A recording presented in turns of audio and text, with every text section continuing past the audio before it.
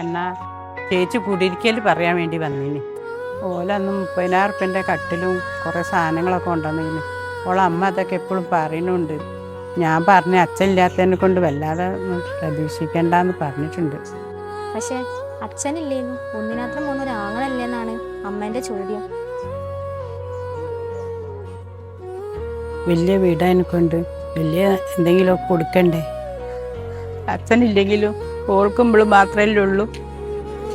വേണ്ടമ്മ, അച്ഛനില്ലേലും ഒന്നിനു മാത്രം വളർന്ന ആങ്ങളുണ്ടല്ലോ, നമുക്ക് വേറെന്തെങ്കിലും പോയി നോക്കാം. അല്ല, എന്താ എന്റെ ബൈക്ക് എടുക്കേണ്ട കാര്യം? കുറെ ദിവസമായല്ലോ. ആ, എടുക്കണം.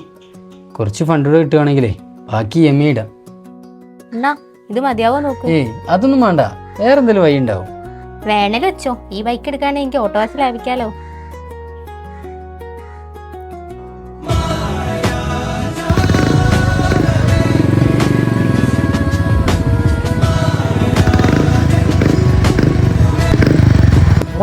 ഇപ്പൊ മാർക്കറ്റ് കുറവായതുകൊണ്ട് എന്റെ EMI പരിപാടി കഴിഞ്ഞ ഒരു 30 രൂപ മാക്സിമം അതപ്പോ കിട്ടുള്ളൂ.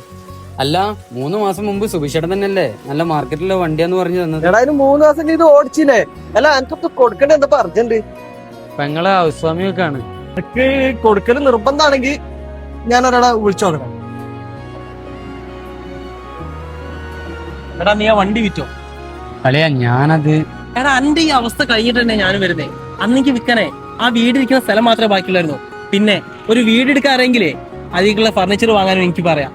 സ്വന്തം പെങ്ങ കൊടുത്തില്ലേ, പിന്നെ ആർക്ക് കൊടുക്കാനാ? ഞാൻ വിട്ടാലും ഇനി അമ്മ സമ്മതിക്കൂ? എടാ, അതിന് സ്വന്തം ഇഷ്ടങ്ങളൊക്കെ വെച്ചിട്ട് വേണോ?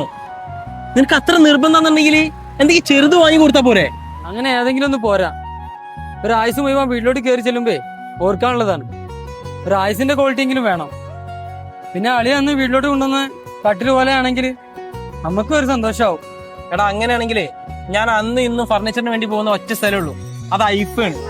പിന്നെ ഒരു ഓൺ പ്രൊഡക്ഷൻ ആയതുകൊണ്ട് കുറഞ്ഞ വിലയിലും നല്ല ക്വാളിറ്റിയിലും കസ്റ്റമൈസ്ഡ് ഡിസൈനിൽ ഫർണിച്ചർ കിട്ടുന്ന ഒരേ ഒരു സ്ഥാപനമുള്ളൂ, അത് ഐഫ് തന്നെയാണ്.